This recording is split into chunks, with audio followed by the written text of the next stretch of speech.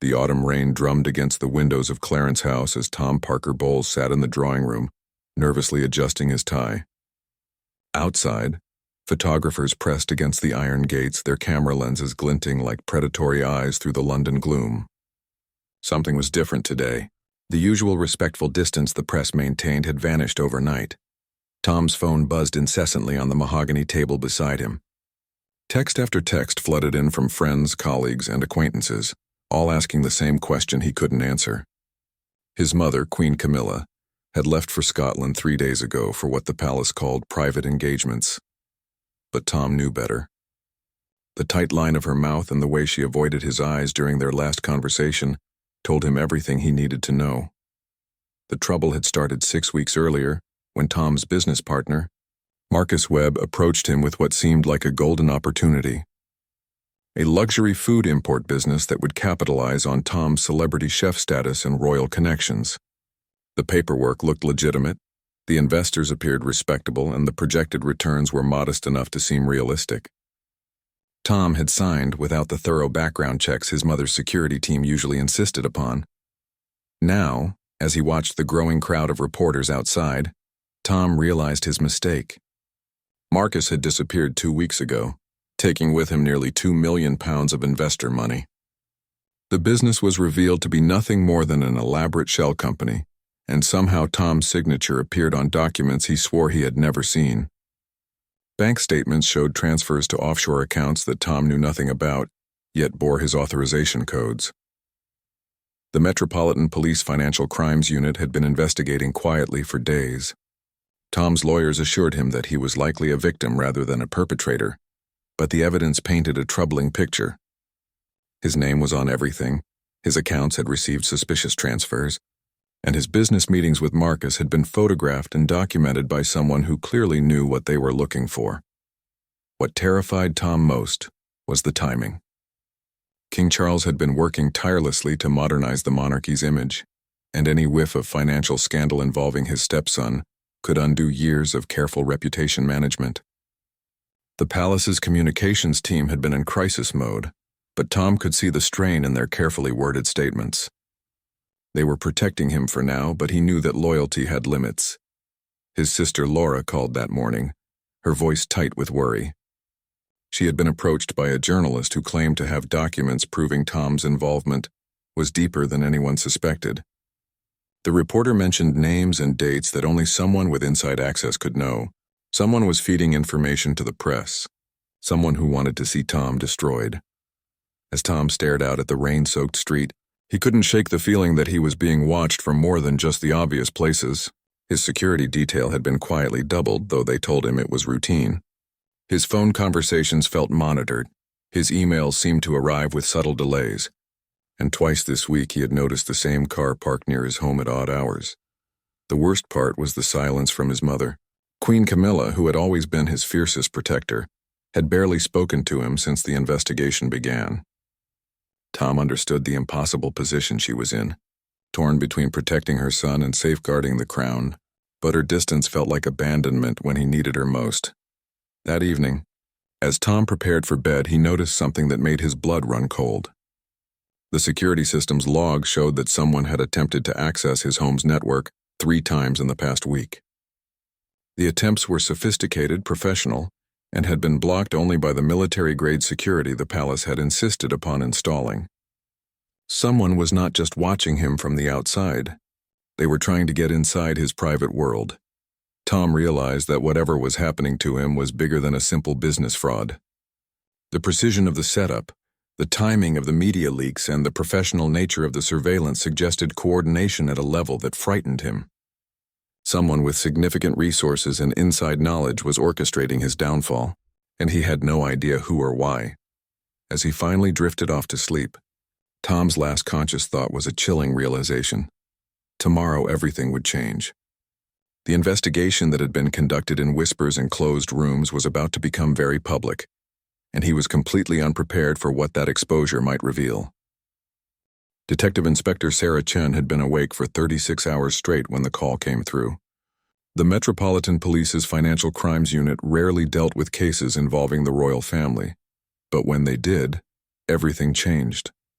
Protocol demanded absolute discretion, perfect documentation, and zero mistakes. Chen had built her career on exactly those principles, which was why she was leading the investigation into Tom Parker Bowles. The evidence spread across her desk told a story that seemed almost too convenient. Bank transfers, signed documents, email communications, and witness statements all pointed toward Tom's involvement in what appeared to be a sophisticated fraud scheme. Yet something nagged at Chen's instincts. In her 15 years of investigating financial crimes, she had learned to recognize the difference between guilty behavior and desperate confusion, and Tom exhibited all the signs of the latter. The breakthrough came when Chen's digital forensics team discovered something unusual in the metadata of the documents, allegedly signed by Tom. The timestamps showed they were created on dates when Tom could prove he was in different countries, attending public events with documented schedules. More intriguingly, the digital signatures appeared to have been applied using software that Tom's devices had never accessed. Chen's partner, Detective Sergeant Michael Rodriguez, walked into the briefing room carrying a thick folder that would change everything. His investigation into Marcus Webb had revealed that Webb was not his real name. The man Tom knew as his business partner was actually Dr. Alexander Petrov, a former intelligence operative with expertise in financial manipulation and psychological warfare. Petrov had been involved in similar operations across Europe, always targeting individuals with high-profile connections. The pattern became clear as Chen and Rodriguez mapped Petrov's previous operations.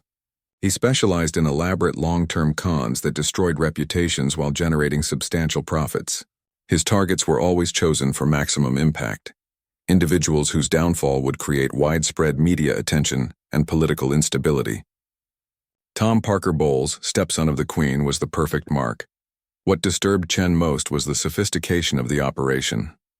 Petrov had spent months building a credible business identity, creating fake references, and establishing financial accounts that would withstand initial scrutiny. He had studied Tom's habits, preferences, and psychological vulnerabilities with the thoroughness of a trained operative. This was not opportunistic fraud. It was strategic warfare. The investigation took a darker turn when Chen discovered that Petrov had not worked alone.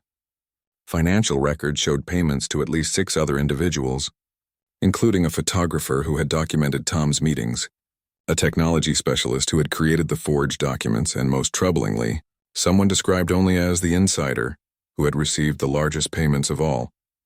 Chen's request to interview palace staff met with polite but firm resistance. The royal household security team, led by Commander James Morrison, insisted that all communications go through official channels. When Chen finally gained access to relevant personnel files, she found that 3 staff members with access to Tom's schedule and personal information had been hired within the past year. All 3 had impeccable references that Chen's team was unable to verify independently. The media pressure intensified daily. Somehow, details of the investigation were being leaked to tabloid journalists with alarming accuracy. Chen suspected that the same network responsible for framing Tom was also feeding information to the press, ensuring maximum damage to his reputation regardless of the investigation's outcome. Each leaked detail made Tom appear more guilty in the public eye, creating a narrative that would be difficult to overcome even if he were completely exonerated. Chen's breakthrough came from an unexpected source. Tom's personal assistant, Emma Richardson, approached the police with information she had been afraid to share. Emma had noticed unusual patterns in Tom's correspondence and appointments over the past year. Meetings were being scheduled that Tom claimed he had not authorized, and his electronic calendar showed appointments that did not match his handwritten diary. Emma's revelation led Chen to examine Tom's digital footprint more carefully. What she found was evidence of sophisticated identity theft. Someone had gained access to Tom's email accounts, calendar systems, and even his banking passwords. The access was so complete that the perpetrator could effectively impersonate Tom in digital communications, while maintaining plausible deniability if discovered. The investigation revealed that Tom had been under surveillance for at least 18 months. Hidden cameras in his office, tracking devices on his vehicles, and monitoring software on his computers had provided his enemies with detailed intelligence about his daily routines, business relationships, and personal vulnerabilities. The surveillance was professional grade, suggesting either government-level resources or criminal organizations with substantial technical capabilities. As Chen prepared her preliminary report, she realized that Tom Parker Bowles was not just the victim of financial fraud. He was the target of a coordinated attack designed to discredit the royal family through him. The operation showed signs of foreign intelligence involvement, possibly aimed at destabilizing the monarchy during a particularly sensitive period in British politics. The most chilling discovery was yet to come. Chen's analysis of the leaked information suggested that someone within the palace itself was collaborating with Tom's enemies. The precision of the leaks, the timing of media releases, and the detailed knowledge of internal security procedures all pointed to betrayal at the highest levels of the royal household. Commander James Morrison had served the royal family for 23 years, and he had never faced a threat quite like this one. The security breach that allowed Tom Parker Bowles to be so thoroughly compromised represented a failure that could end careers and potentially threaten the monarchy itself. As head of royal protection, Morrison knew that every day the investigation continued was another day that enemies of the crown could exploit the chaos. The emergency security review Morrison ordered revealed disturbing gaps in their defenses. Tom's protection detail had been scaled back 6 months earlier as part of cost-cutting measures, leaving him vulnerable during the crucial period when Petrov was establishing contact. The reduction had been recommended by Deputy Security Chief Patricia Holbrook, whose efficiency reports had consistently advocated for streamlined protection for non-direct heirs to the throne. Morrison's suspicions about Holbrook deepened when he discovered that she had personally approved the security clearances for all 3 recently hired palace staff members who had access to Tom's information. Her recommendations had bypassed normal vetting procedures, and she had cited urgent staffing needs as justification for the accelerated process. When Morrison attempted to review her decision-making process, he found that crucial documentation was missing from the files. The breakthrough came when Morrison's technical team discovered sophisticated monitoring equipment hidden throughout Tom's private offices. The devices were military-grade, nearly undetectable, and had been transmitting data to servers located in countries known for harboring cybercriminal organizations. The installation required detailed knowledge of palace security systems and access that could only have been provided by someone with the highest clearance levels. Morrison's investigation into Holbrook revealed a troubling financial picture. Despite her modest salary, she had recently purchased expensive properties and made investments that suggested access to substantial additional income. Her bank records, which Morrison obtained through special warrant procedures, showed regular deposits from accounts traced to shell companies in tax haven countries. The amounts corresponded closely with significant events in Tom's schedule and the timing of information leaks to the media. The most damaging evidence came from encrypted communications found on Holbrook's personal devices. Messages revealed coordination with Petrov dating back over 2 years, long before Tom became involved in the fraudulent business scheme. The communications showed that Holbrook had been providing detailed intelligence about royal family movements, security procedures, and personal vulnerabilities in exchange for substantial payments.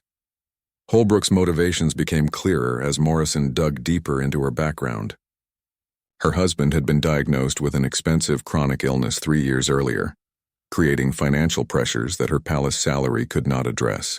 Her children were attending private schools, and her mortgage was significantly larger than her income could support. The financial stress had made her vulnerable to recruitment by sophisticated criminal organizations. The scope of Holbrook's betrayal was staggering. She had provided not only information about Tom, but had also compromised security details for other royal family members. Flight schedules, route information, and personal preferences had all been sold to unknown buyers. Morrison realized that Tom's situation might be just one operation in a larger campaign against the monarchy. Morrison's team discovered that Holbrook had been feeding information to at least 3 different criminal organizations, playing them against each other while maximizing her own profits. Her handlers included Petrov's network, but also groups connected to tabloid journalism and potentially hostile foreign intelligence services. The web of corruption was more extensive than anyone had imagined. The pressure to arrest Holbrook immediately was immense, but Morrison knew that premature action could compromise the broader investigation. If Holbrook suspected that her activities had been discovered, she might destroy evidence or alert her co-conspirators. Morrison needed to carefully coordinate with Detective Inspector Chen to ensure that all aspects of the conspiracy could be exposed simultaneously. The security implications extended far beyond Tom's immediate situation. Morrison's analysis revealed that virtually every aspect of royal family security had been compromised over the past 2 years. Travel plans, resident security measures, and even the personal habits of family members had been systematically cataloged and sold. The royal family had been living under constant surveillance without their knowledge. Morrison's report to King Charles was necessarily brief, but devastating. The monarch's stepson had been targeted not randomly, but as part of a coordinated attack on the institution of monarchy itself. The operation showed signs of state-level sponsorship, with resources and planning capabilities that suggested involvement by hostile foreign powers seeking to destabilize British institutions. The king's response was swift and decisive. He authorized Morrison to take whatever measures were necessary to neutralize the threat, regardless of the potential embarrassment to the royal family. The monarchy's survival depended on rooting out the conspiracy completely, even if the process exposed uncomfortable truths about their vulnerability. Morrison's final preparation involved coordinating with MI5 and Scotland Yard's anti-terrorism unit. The evidence suggested that the conspiracy against Tom was connected to broader threats against national security. The planned arrests would need to be conducted simultaneously across multiple locations to prevent the destruction of evidence and the escape of key conspirators. As Morrison prepared for the operation that would expose the full extent of the conspiracy, he reflected on how close the enemies of the crown had come to achieving their goals. Tom Parker Bowles had been hours away from formal charges when the investigation revealed the true nature of the plot against him. The timing suggested that his enemies had intended for him to be arrested publicly, creating maximum embarrassment for the royal family, just as important state visits and diplomatic initiatives were planned. The coordinated raids began at exactly 4 a.m, when darkness still cloaked London and most of the city slept. Detective Inspector Chen led the team that surrounded Patricia Holbrook's suburban home, while Commander Morrison personally oversaw the operation at her palace office. The timing was crucial. They needed to secure all evidence before any member of the conspiracy could warn the others. Holbrook's arrest came as she was preparing for her morning routine. The shock on her face when armed officers entered her bedroom was genuine, but Chen noticed how quickly the surprise transformed into calculation. Even in handcuffs, Holbrook was evaluating her options, determining what she could deny and what she might use as bargaining chips. Her years of intelligence training were evident in how she composed herself within minutes of being taken into custody. The search of Holbrook's home revealed the extent of her treachery. Hidden safes contained encrypted hard drives, burner phones, and documents detailing not only Tom's situation, but comprehensive intelligence on the entire royal family. Financial records showed payments totaling over £3 million, spread across multiple offshore accounts. The money had funded a lifestyle far beyond her official salary, but it had also purchased information that could destabilize the British government. Meanwhile, Morrison's team was uncovering the sophisticated surveillance network Holbrook had established within palace walls. Hidden cameras in private meeting rooms, recording devices in supposedly secure telephone systems, and tracking software on computers used by senior staff revealed the depth of the security breach. The palace had been effectively transparent to hostile forces for over 2 years. The most shocking discovery came from Holbrook's encrypted communications with her handlers. Messages revealed that the operation against Tom was phase 1 of a larger plan designed to discredit the monarchy during a crucial period of constitutional change. The conspirators had identified several other royal family members for similar treatment, with operations planned to coincide with major state occasions and international summits. Dr. Alexander Petrov was arrested simultaneously at a luxury hotel in Geneva, where he had been coordinating the final stages of Tom's destruction. Swiss authorities, acting on British intelligence requests, found him in possession of detailed plans for releasing compromising information about Tom just hours before a major state dinner. The timing would have created maximum embarrassment and potentially forced Tom's mother to choose between supporting her son and protecting the Crown. Petrov's arrest revealed the international nature of the conspiracy. His hotel room contained communication equipment, linking him to operatives in at least 6 countries, including some traditionally hostile to British interests. The operation against the royal family was not merely criminal but represented a sophisticated attack on British institutions by foreign powers seeking to exploit internal divisions and constitutional uncertainties. The interrogation of Holbrook provided the most crucial intelligence. Faced with overwhelming evidence and the prospect of charges under the Official Secrets Act, she agreed to cooperate in exchange for reduced sentencing. Her revelations painted a picture of systematic infiltration that had taken years to establish and had come terrifyingly close to succeeding. Holbrook explained how she had been recruited gradually, beginning with seemingly innocent requests for information about palace scheduling and security procedures. The payment started small but increased as her handlers gained confidence in her reliability. By the time she realized the full scope of what she was involved in, her financial dependence on the illegal income made withdrawal impossible. The targeting of Tom had been specifically designed to create constitutional crisis. As Queen Camilla's son, his public disgrace would force her to choose between family loyalty and royal duty. The conspirators believed that either choice would damage the monarchy's reputation and potentially accelerate Republican sentiment in Britain and Commonwealth countries. Chen's team discovered that the media leaks had been carefully orchestrated to build public opinion against Tom before the truth could emerge. Tabloid journalists had been fed information designed to make Tom appear guilty, while legitimate news outlets were given documents that supported the false narrative. The conspiracy had essentially weaponized the free press against its target. The international implications became clear as more arrests were made across Europe. The network involved former intelligence operatives from several countries, criminal organizations specializing in identity theft and financial fraud, and media manipulation specialists who had previously worked on election interference campaigns. The attack on the royal family was part of a broader destabilization strategy, targeting democratic institutions across the Western world. Morrison's security review revealed that similar infiltration attempts had been made against other European royal families and democratic institutions. The conspiracy was not specifically anti-British, but represented a systematic effort to undermine public confidence in traditional governmental structures. The royal family had been targeted because of their symbolic importance and constitutional role. The evidence collected during the raids provided crucial intelligence about future planned operations.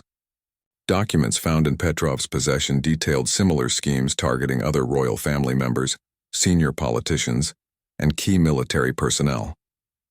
The conspirators had been building a comprehensive picture of British governmental and constitutional weaknesses with the apparent goal of exploiting them during moments of national stress. As the full scope of the conspiracy became clear, both Chen and Morrison realized that Tom Parker Bowles had been saved not just from personal destruction, but from becoming an unwitting instrument in an attack on British democracy itself. The investigation that began as a financial fraud case had exposed a threat to national security that reached the highest levels of government and the deepest foundations of the constitutional system. Queen Camilla received the news while staying at a private estate in Scotland, where she had retreated to avoid the media scrutiny surrounding her son's investigation. Commander Morrison's call came through secure lines, and his careful words could not disguise the magnitude of what had been discovered. Her son was not a criminal but the target of an international conspiracy designed to destroy the monarchy through him. The relief Camilla felt was immediately replaced by a deeper anxiety. The revelation that palace security had been comprehensively compromised meant that her family's every movement, conversation, and private moment had been monitored and potentially weaponized against them. The sense of violation was profound, but as queen, she had to focus on the institutional implications rather than her personal feelings. King Charles convened an emergency meeting of the Privy Council within hours of the arrests. The constitutional implications of the conspiracy required immediate attention at the highest levels of government. The attack on the royal family represented more than criminal activity. It was an assault on the foundations of the British governmental system that demanded a coordinated response from all branches of the state. The Prime Minister's briefing to Parliament was necessarily limited, but it conveyed the seriousness of the threat. Foreign intelligence services had attempted to manipulate British institutions through the royal family, and only careful police work had prevented a major constitutional crisis. The opposition parties, while critical of security failures, recognized the national security implications and agreed to limit public debate until the investigation was complete. Tom's vindication came through a carefully orchestrated process designed to restore his reputation without revealing sensitive intelligence details. The Metropolitan Police announced that he had been the victim of an elaborate fraud scheme, while the Crown Prosecution Service confirmed that no charges would be brought against him. The palace issued a statement expressing confidence in Tom's integrity and gratitude to law enforcement for their thorough investigation. The media response was mixed but generally favorable to Tom. The evidence of his innocence was compelling, and several journalists who had previously written critical pieces published retractions and apologies. However, the damage to his reputation would take time to repair, and the royal family's communications team began a careful campaign to rebuild public confidence in both Tom and the institution he represented. The international ramifications were handled through diplomatic channels. Countries whose intelligence services had been implicated in the conspiracy faced quiet but firm pressure from the British government. Several ambassadors were recalled for consultations, and intelligence sharing agreements were suspended pending full investigation of how the operation had been allowed to proceed. Patricia Holbrook's cooperation provided crucial intelligence about the broader conspiracy, but it also revealed uncomfortable truths about the vulnerabilities within royal security. Her handlers had exploited not just her financial problems, but also institutional weaknesses that had developed over years of budget cuts and bureaucratic complacency. The royal protection system required comprehensive reform. The psychological impact on Tom was significant, despite his vindication.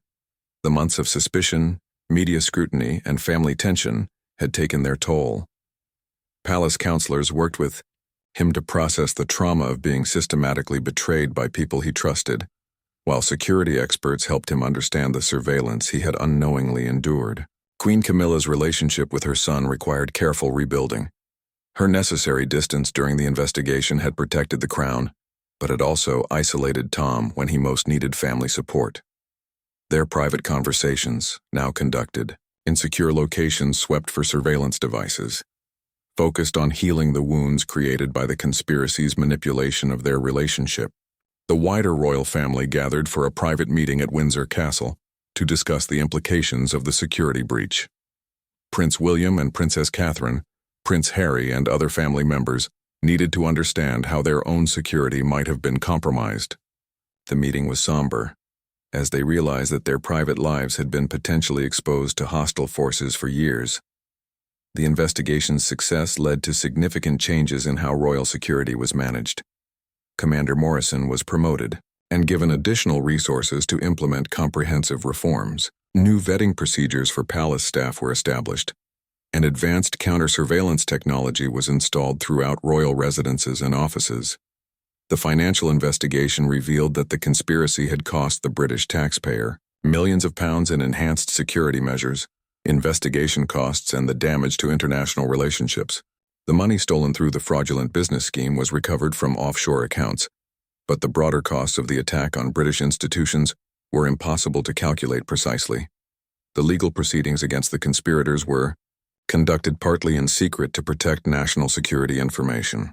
Holbrook received a reduced sentence in exchange for her cooperation, but she faced years in prison and the complete destruction of her career and reputation. Petrov and his international network faced charges in multiple jurisdictions, with several countries seeking extradition. The conspiracy's failure had significant implications for future attacks on democratic institutions. The successful investigation and prosecution demonstrated that such operations could be detected and defeated, but it also revealed the sophistication of the threats facing modern democracies. Intelligence services around the world studied the case to improve their own defensive capabilities. As the immediate crisis passed, Tom began the process of rebuilding his life and career. The experience had changed him profoundly, making him more aware of his position's responsibilities and vulnerabilities. He worked closely with security experts to develop new protocols for his business activities and personal relationships, determined never again to be so vulnerable to manipulation. The royal family's public response emphasized resilience and continuity. They increased their public engagements and continued their charitable work, demonstrating that the institution had not been weakened by the attack. Queen Camilla, in particular, showed remarkable grace under pressure, maintaining her dignity while supporting her son through his ordeal. The parliamentary inquiry into the security failures began 3 months after the arrests, conducted behind closed doors with only selected members having access to classified information. The testimony revealed systemic weaknesses that had developed over decades, as budget constraints and political pressures had gradually eroded the protective systems surrounding the royal family and other constitutional institutions. Tom's first public appearance after his vindication was carefully choreographed to rebuild his public image.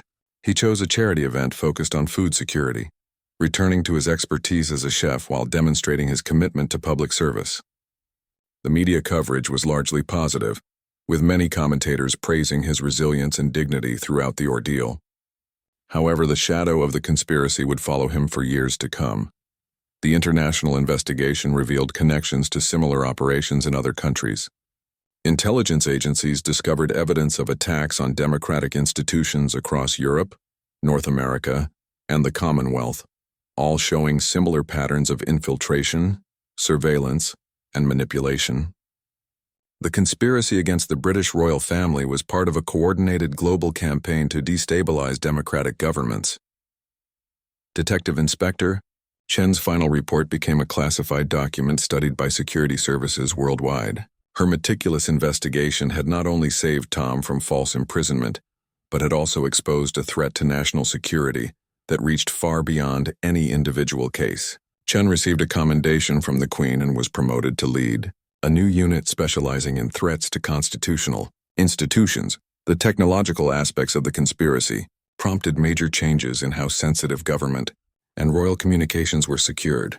The sophisticated surveillance equipment found in palace buildings was more advanced than anything previously seen in criminal investigations. New counter-surveillance measures were implemented, not just for the royal family, but for all senior government officials and their families. Queen Camilla's role throughout the crisis had demonstrated her strength as a constitutional monarch.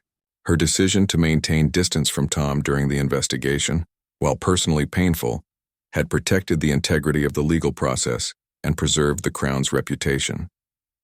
Palace historians noted that her handling of the crisis would likely be studied as an example of proper constitutional behavior under extreme pressure. The financial investigation revealed that the conspiracy had been funded by a combination of criminal proceeds and state-level resources. The amounts involved suggested that hostile foreign powers had considered the operation worth substantial investment, indicating the strategic importance they placed on destabilizing the British constitutional system. Recovery of the stolen funds took years and required cooperation from multiple international law enforcement agencies. Tom's business interests required complete restructuring after the conspiracy's exposure. His previous partnerships and ventures were contaminated by association with the fraudulent scheme, even though he had been an unwitting victim. Starting over professionally was challenging, but it also provided an opportunity to build new relationships based on transparency and enhanced security awareness. The psychological support provided to royal family members became a model for other institutions facing similar threats. The trauma of discovering that their private lives had been comprehensively monitored required specialized counseling that few professionals were equipped to provide. New protocols were developed for supporting public figures who had been targeted by sophisticated surveillance operations. The media's role in the conspiracy prompted soul-searching within the journalism community. Several outlets that had published leaked information about Tom issued formal apologies and implemented new verification procedures for stories involving public figures.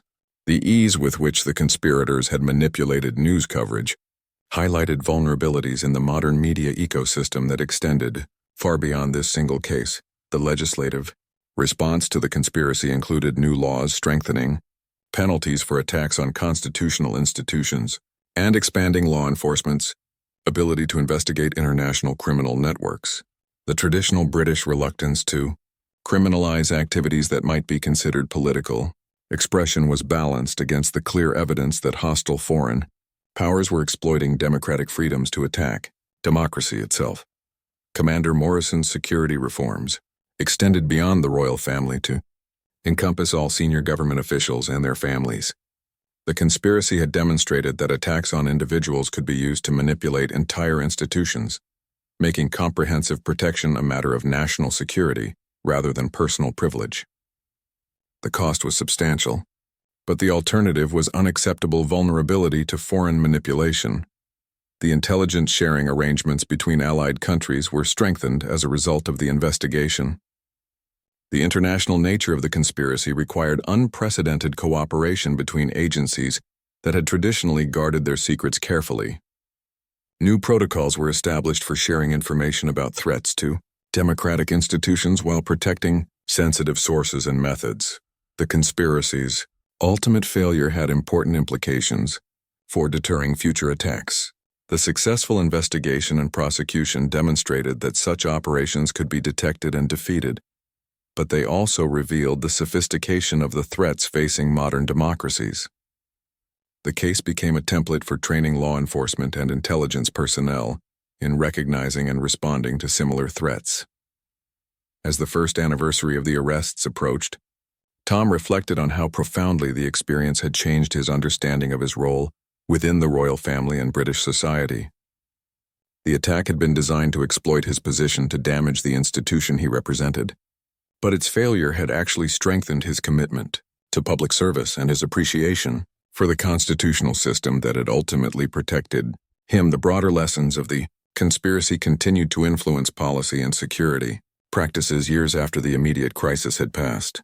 The case demonstrated that in an interconnected world, threats to democratic institutions could emerge from unexpected directions and exploit vulnerabilities that traditional security measures were not designed to address. The royal family's experience became part of a larger conversation about protecting democracy in the digital age. 2 years after the conspiracy's exposure, Tom Parker Bowles stood in the renovated kitchen of his new restaurant, watching his staff prepare for the evening service. The business had been built from the ground up, with unprecedented security measures and complete transparency in all financial dealings. Every partnership was vetted by specialists, every contract was reviewed by security experts, and every employee underwent background checks that would have been unthinkable before his ordeal. The restaurant's success represented more than professional recovery. It symbolized the resilience of democratic institutions when they function properly. Tom's vindication had demonstrated that justice could prevail even when powerful forces conspired to subvert it. But the price of that victory had been a fundamental change in how he lived his life. Privacy was now a carefully managed luxury rather than a natural right. Queen Camilla's relationship with her son had emerged stronger from the crisis. Though forever changed by the knowledge of how close they had come to losing everything, their conversations now took place in secure environments. Their correspondence was encrypted, and their public appearances together were carefully coordinated to avoid providing opportunities for future manipulation. The natural spontaneity of family life had been sacrificed to security necessities. The legal proceedings against the conspirators had concluded with significant prison sentences for the main participants. Patricia Holbrook served 4 years in prison before being released under strict supervision, her career in public service permanently destroyed.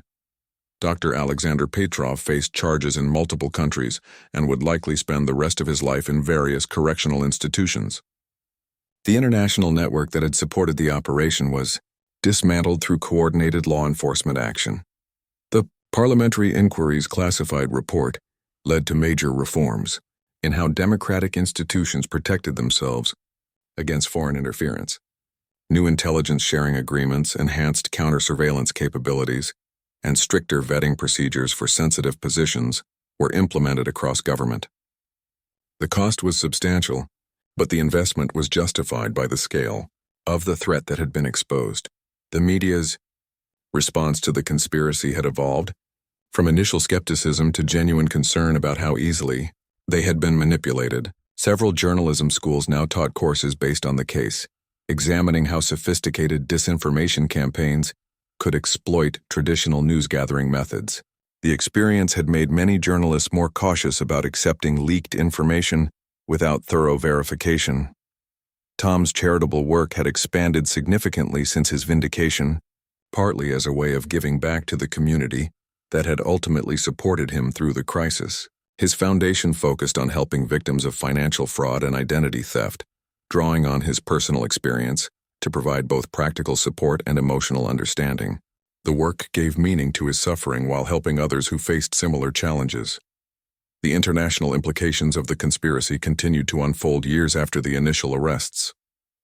Diplomatic relationships with several countries remained strained due to their intelligence services' involvement in the operation.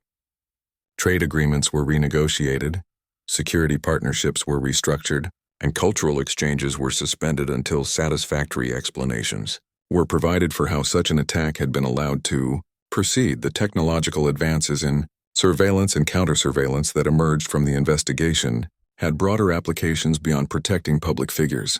The techniques developed to secure royal communications were adapted for use by journalists, activists, and others who might be targeted by authoritarian regimes or criminal organizations. The conspiracy's defeat contributed to a broader strengthening of democratic civil society. The royal family's public engagement strategy had been transformed by the security lessons learned from the conspiracy. Public appearances now involved multiple layers of advanced security screening. Communications were conducted through secure channels, and even casual interactions with the public were carefully managed to prevent future infiltration attempts. The openness that had traditionally characterized the modern monarchy was necessarily constrained by security realities. Commander Morrison's security reforms had become a model studied by protective services worldwide. The comprehensive approach he developed balanced the need for transparency in democratic institutions with the requirements of security in an interconnected world. His methods were adopted by other countries facing similar threats to their constitutional systems. The financial recovery from the conspiracy was eventually complete, with all stolen funds returned to their rightful owners. However, the broader economic impact of the attack on confidence in British institutions was harder to quantify. International investors had been reassured by the successful investigation and prosecution, but the knowledge that such sophisticated attacks were possible had permanent implications for risk assessment and security planning. The psychological impact on Tom had lessened over time, but certain effects were permanent. He remained more cautious in personal relationships, more suspicious of unsolicited opportunities, and more aware of his surroundings than before the conspiracy. These changes were the price of wisdom gained through experience, but they also represented a loss of innocence that could never be recovered. As Tom looked out at his bustling restaurant, he reflected on how the conspiracy that had been designed to destroy him had ultimately made him stronger and more purposeful. The attack had been intended to exploit his position to damage the monarchy, but its failure had actually strengthened the institution by exposing and addressing its vulnerabilities. The enemies of democracy had inadvertently helped to make it more resilient. The story of the conspiracy against Tom Parker Bowles became a case study in how democratic institutions could defend themselves against sophisticated attacks while maintaining their fundamental character. The successful investigation and prosecution demonstrated that the rule of law could prevail even against powerful adversaries, but it also showed that eternal vigilance was the price of freedom. The battle for democracy was not won once but had to be fought and won repeatedly, using the tools of transparency, accountability, and justice that distinguished free societies from their enemies. In the end, Tom's ordeal had revealed both the vulnerabilities and the strengths of the constitutional system he represented. The conspiracy had come close to succeeding, but its ultimate failure had strengthened the very institutions it had sought to destroy.